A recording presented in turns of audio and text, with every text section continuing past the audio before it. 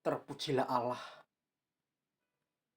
yang menciptakan langit dan bumi dan yang tidak pernah meninggalkan kasih setianya bagi kami semua. Sebentar kami bersama jemaat Tuhan mendengarkan sabda Tuhan, mendengarkan firman-Mu yang agung dan luhur itu. Kiranya Tuhan menutup kami dengan darah-Mu yang kudus, supaya kami sungguh mendapatkan lawatan dan berkat Tuhan. Berkati untuk setiap telinga yang mendengarkan firman Tuhan. Berkati setiap pikiran yang mau memikirkan kebenaran firman Tuhan. Berkati setiap hati yang lemah lembut, yang siap ditaburi oleh firman Tuhan. Berkati yang melakukan kebenaran firman Tuhan dalam kehidupan hari lepas hari. Pakai hamba-Mu yang berdosa, yang sesungguhnya tidak layak untuk menyampaikan firman-Mu yang begitu agung dan begitu luhur. Hamba-Mu yang berdosa ini kiranya Tuhan boleh memakainya. Kiranya anugerah-Mu tidak menghalangi disampaikan oleh hamba-Mu yang berdosa ini. Taruhlah perkataan-Mu di dalam bibir hamba-Mu, supaya apa yang ada di bibir hamba-Mu sungguh berasal daripada Engkau, dan jemaat Tuhan mendapatkan berkat-berkat surgawi. Berbicaralah melalui hamba-Mu yang berdosa ini.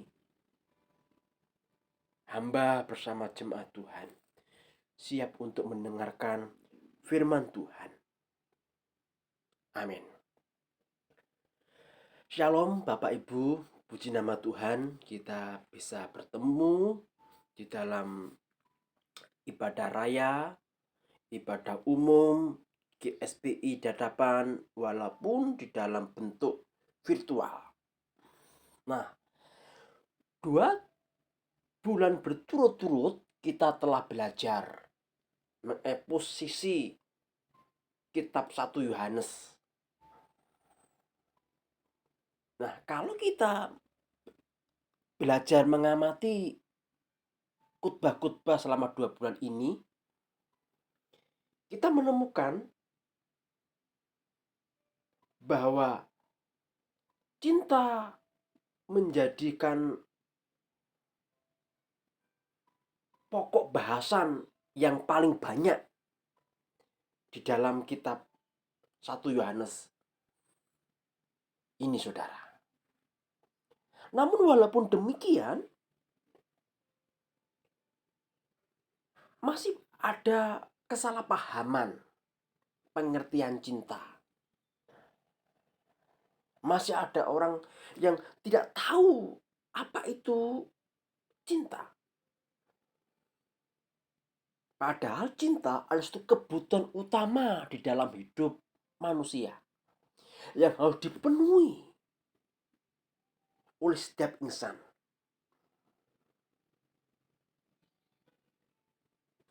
Apa sebenarnya kesalahan-kesalahan itu? Kesalahan konsep cinta yang kita amati di dalam masyarakat ini. Yang pertama adalah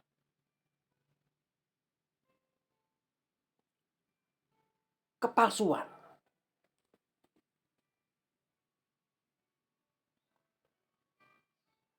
Maksudnya, kepalsuan ini ialah orang itu bisa bilang cinta, tetapi tidak memahami cinta. Orang itu bisa bilang cinta, tetapi ia tidak melakukan cinta.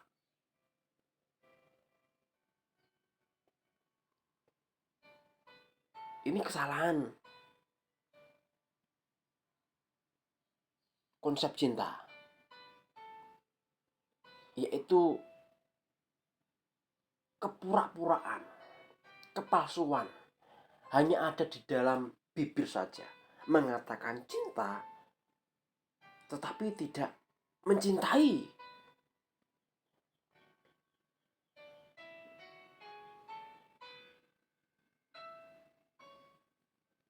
Ada orang yang bilang ngomong cinta, melakukan cinta itu,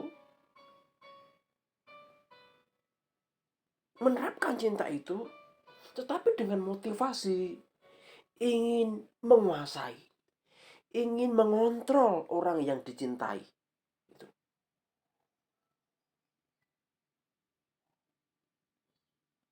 Ini namanya manipulasi.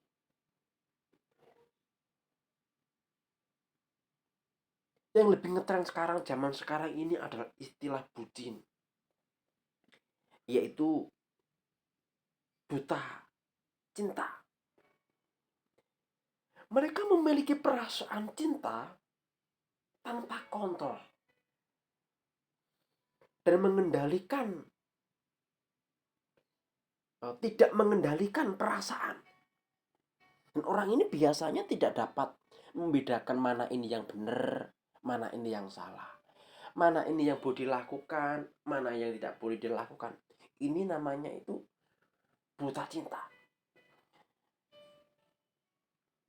Dia tahu mana yang baik untuk kekasihnya, untuk dirinya, untuk yang dicintai, maupun untuk yang mencintai. Dia tidak tahu mana yang baik, mana yang buruk. Dan biasanya ini dia lebih nekat melakukan apa saja demi hasrat, demi perasaannya itu senang, demi perasaannya itu bahagia. Ini bukan cinta sebenarnya, saudara.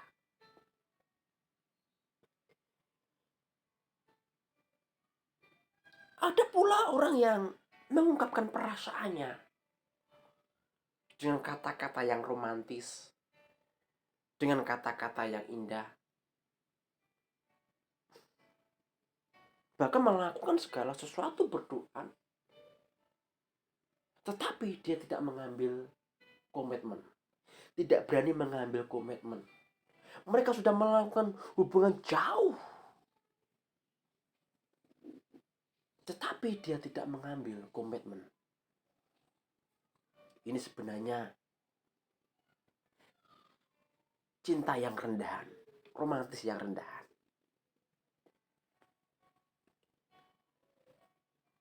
Surat Yohanes hampir seluruhnya, tidak semuanya, masih ada pembahasan yang lain, itu berbicara tentang cinta. Di dalam surat Yohanes menekankan cinta harus dibarengi dengan perbuatan dan kebenaran. Saya ulang lagi. Di dalam surat Yohanes menekankan cinta harus dibarengi dengan perbuatan dan kebenaran. Mari kita akan membaca ayatnya. Di dalam 1 Yohanes 3 ayat 16 sampai yang ke-18. Ini yang kita akan renungkan bersama-sama di pagi yang indah ini. Saya akan bacakan untuk kita semua. Bapak Ibu menyimak, mendengarkan dengan seksama firman Tuhan.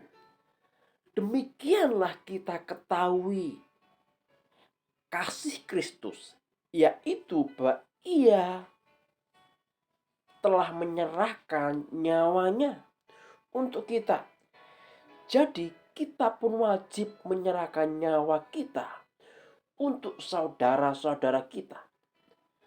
Barang siapa mempunyai harta duniawi dan melihat saudaranya menderita kekurangan, tetapi penutup pintu hatinya terhadap saudaranya, itu bagaimanakah kasih Allah dapat tetap di dalam dirinya? Anak-anakku, marilah kita mengasihi bukan dengan perkataan atau dengan lidah, tetapi dengan perbuatan dan dalam kebenaran. Nah, saudara yang dikasihi oleh Tuhan Yesus Kristus,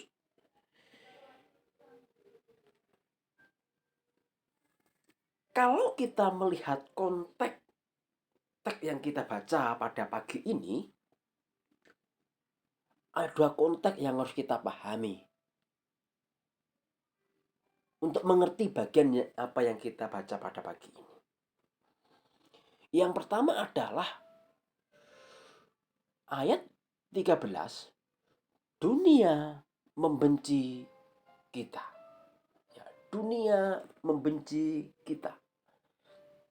Janganlah kamu heran, saudara-saudara, apabila dunia membenci kamu.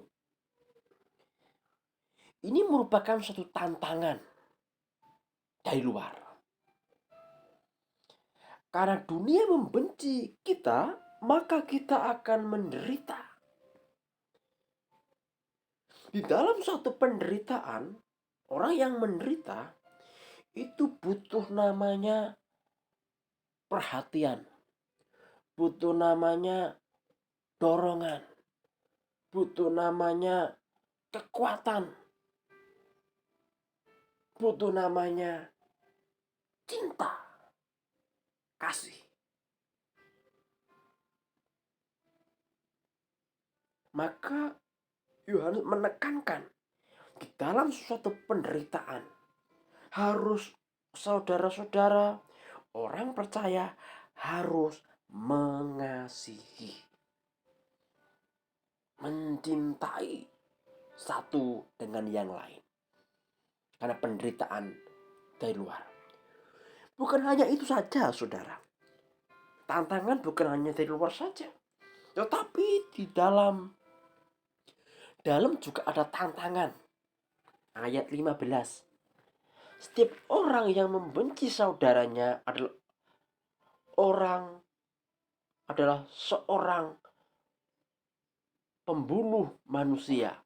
Dan kamu tahu bahwa tidak ada seorang pembunuh yang tetap memiliki hidup yang kekal di dalam dirinya. Tantangan yang kedua adalah kebencian dari dalam gereja sendiri, dalam diri orang yang percaya sendiri. Nah, saudara, gesekan demi gesekan itu akan menimbulkan kebencian. Gesekan memang suatu yang wajar. Tetapi kalau sedikit-sedikit gesekan, sedikit-sedikit ada gesekan itu ditumpuk-tumpuk, itu akan timbul, akan melahirkan namanya kebencian. Dan kebencian itu menjadi tantangan. Nah, alasan ini, situasi yang semacam ini, Surat Yohanes mendorong orang beriman, penerima surat ini, untuk saling mengasihi secara benar. Mengasihi secara benar. Bukan hanya di dalam suatu perkataan saja, bukan hanya di dalam lidah saja, namun dengan perbuatan dan kebenaran. Jadi, cinta sejati, cinta yang sempurna, ditandai dengan perbuatan dan kebenaran.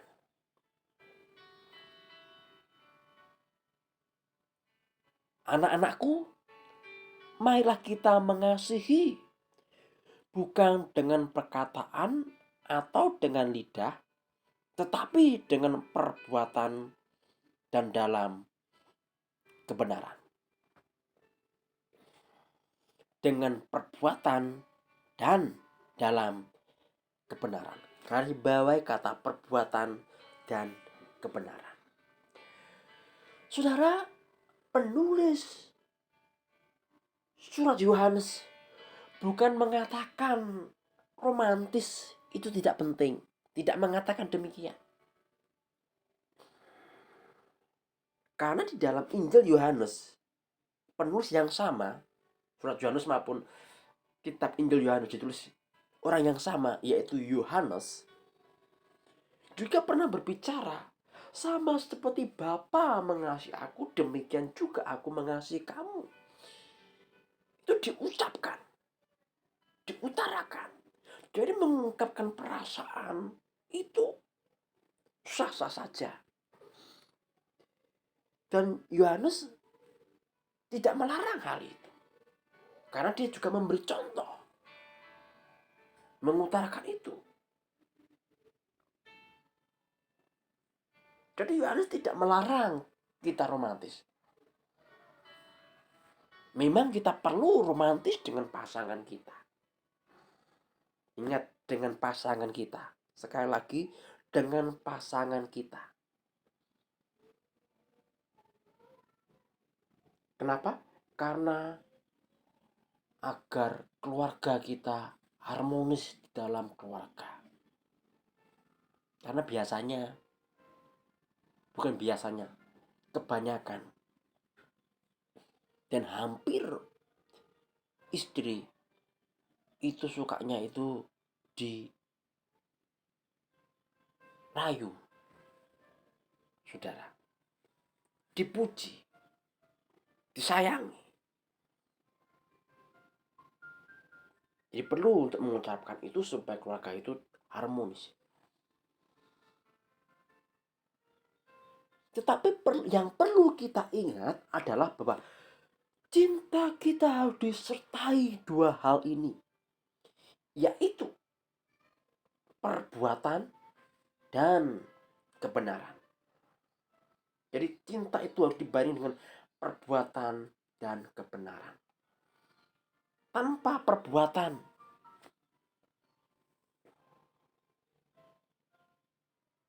hanyalah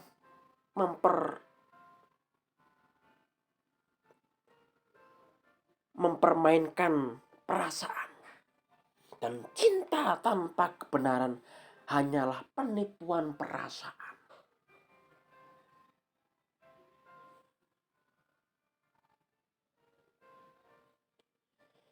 Ini adalah kebenaran. Yohanes memberitahu kan kepada kita bahwa cinta yang benar didasari oleh pengetahuan yang benar dan pengenalan yang benar.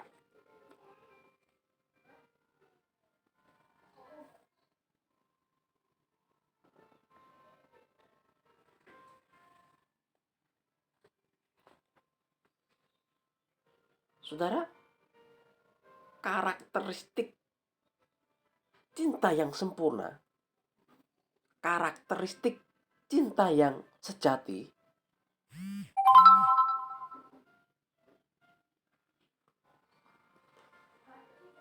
itu selalu menyangkut dua hal ini, yaitu cinta yang benar.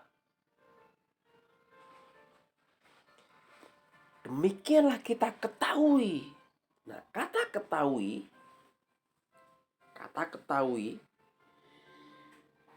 itu ditulis sebanyak 25 di dalam surat ini. Pengetahuan yang benar ini menjadi landasan cinta.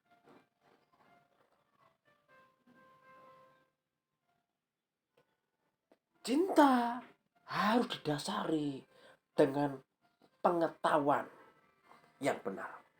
Bukan cinta yang buta, yang tidak mau tahu, tapi didasari pengetahuan.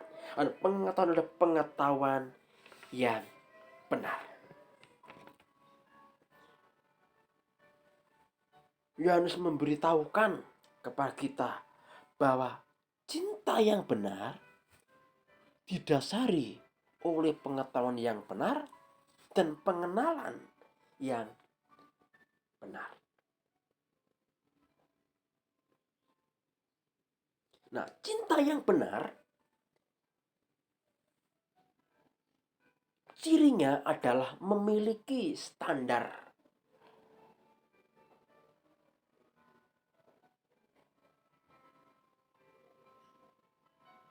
yang mutlak Apa itu standarnya? Yang mutlak itu adalah Injil.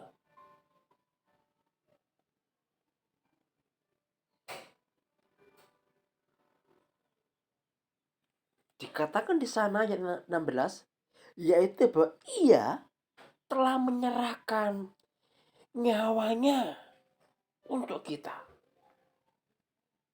Bahwa ia telah menyerahkan nyawanya untuk kita. Itu adalah cinta yang benar. Jika kita ingin tahu apakah pasangan kita, apakah kekasih saudara, pacar saudara, memiliki cinta yang sempurna, harus melihat pasangan saudara itu apakah mencerminkan Injil di dalamnya. Jika kita mau mengukur apakah pacar saudara, pasangan saudara mencintai atau tidak, ukurannya bukan terletak kepada dia menerima aku apa adanya. Bukan. Tetapi ukurannya apakah pasanganmu, apakah pacarmu mencerminkan Injil di dalam relasi dengan saudara. Apakah dia mencerminkan Injil di dalam satu relasi, di dalam satu hubungan dengan saudara. Ini ukurannya. Cinta yang benar itu juga ditandai dengan orang itu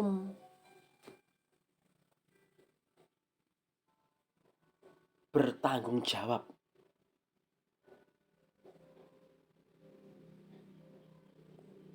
atas hubungan itu. Cinta yang benar melibatkan tanggung jawab yang besar.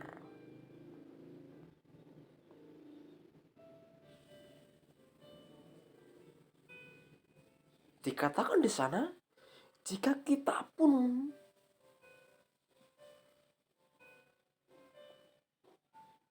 jadi kita pun wajib menyerahkan nyawa untuk saudara-saudara kita. Kata wajib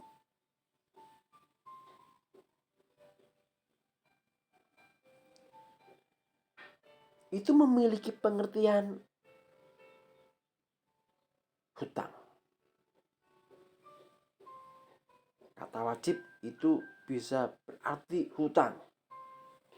Jadi kita wajib atau berhutang untuk mengasihi saudara-saudara kita. Jika Kristus sudah mengasihi kita, mencintai kita, memberikan nyawanya untuk kita, kita pun berhutang untuk mengasihi saudara-saudara kita.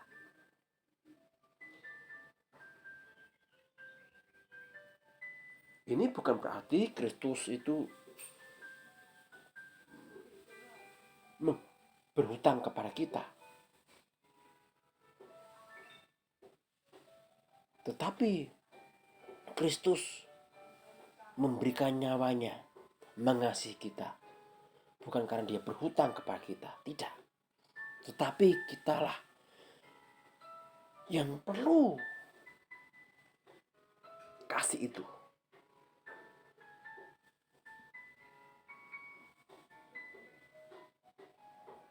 Kristus tahu kita tidak sanggup mengasihi dia seperti dia mengasihi kita.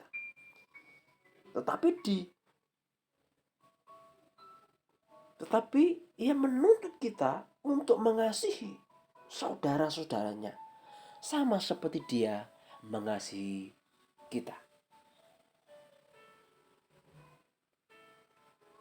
Saudara, pemberian yang besar itu menuntut tanggung jawab yang besar. Saya katakan sekali lagi, pemberian yang besar itu menuntut tanggung jawab yang besar. Kalau kita dipercayakan oleh Tuhan sesuatu, entah itu pelayanan, entah itu suatu harta, itu berarti Tuhan memberikan tanggung jawab kepada kita. Kalau Tuhan memberikan suatu jabatan di dalam pekerjaan kita, di dalam rumah tangga kita, di dalam gereja kita, itu berarti Tuhan memberikan tanggung jawab untuk kita pikul, untuk kita laksanakan. Jadi semakin banyak Tuhan mempercayakan, semakin Tuhan banyak memberikan, berarti kita semakin besar tanggung jawab yang harus kita kerjakan.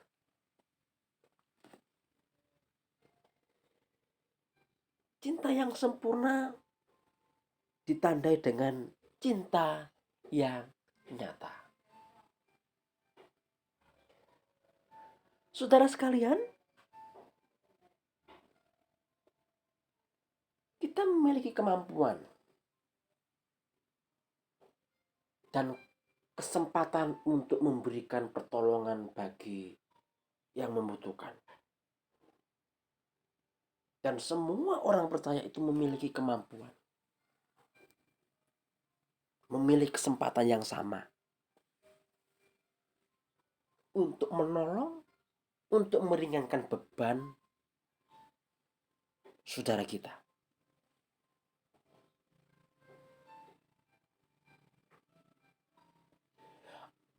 Nah, orang yang dibicarakan oleh Yohanes di sini adalah orang yang mampu dan memiliki kesempatan untuk menolong.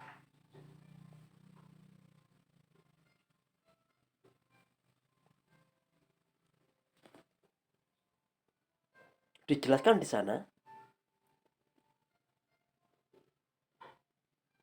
melihat saudaranya menderita kekurangan,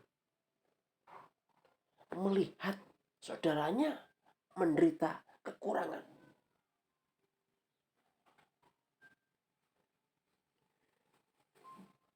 Nah, saudara, memang tidak semua orang asing, walaupun kita memiliki kesempatan dan mampu untuk menolong, itu harus ditolong. Tetapi kalau kita tahu orang itu,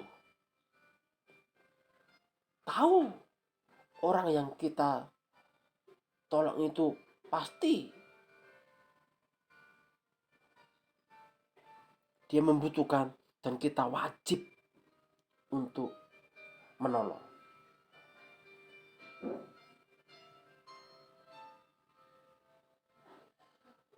Saudara yang dikasih oleh Kristus Tuhan,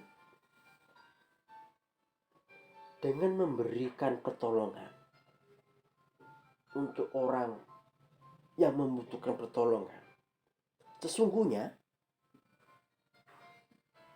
itu bukan hanya sekedar menyelamatkan orang yang kita tolong, tetapi juga menyelamatkan jiwa kita untuk terlepas dari namanya itu mamon. Menyelamatkan kita dari jerat mamon, karena memang kecenderungan kita, kecenderungan orang berdosa itu adalah mencintai mamon. Ketika kita memberikan pertolongan bagi orang yang membutuhkan pertolongan, kita wajib dan kita telah menyelamatkan jiwa kita dari jerat mamon. Saudara, ini penting untuk kita renungkan bersama. Dari sini kita bisa menyimpulkan, saudara, bahwa cinta yang sempurna, cinta yang sejati, itu ditandai dengan dua hal. Perbuatan yang nyata dan yang kedua kebenaran. Di pagi yang indah ini, saya ingin menantang kita semua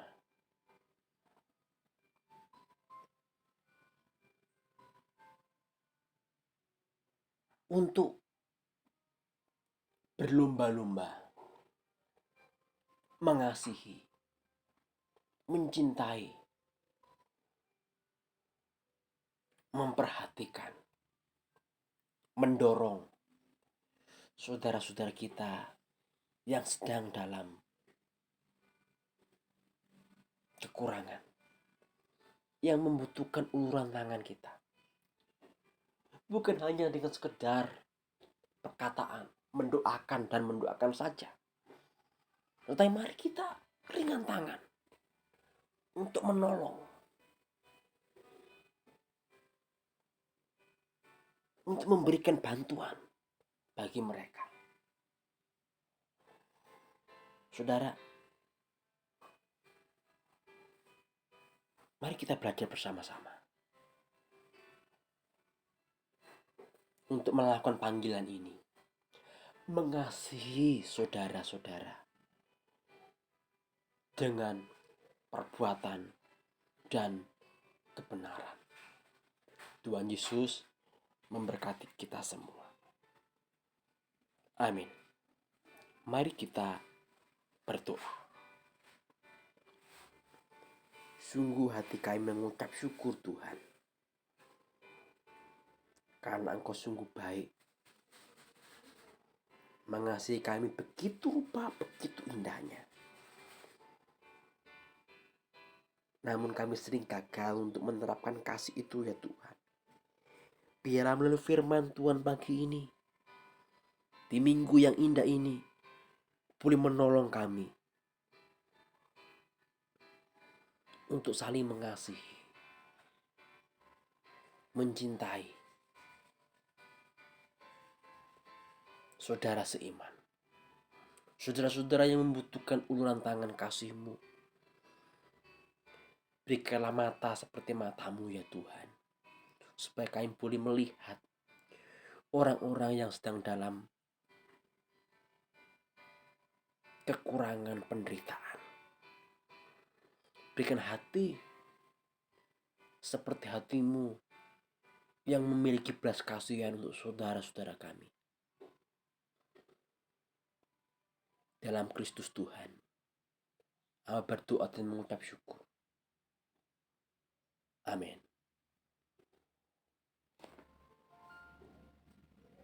Tuhan Yesus memberkati kita semua. Selamat hari Minggu.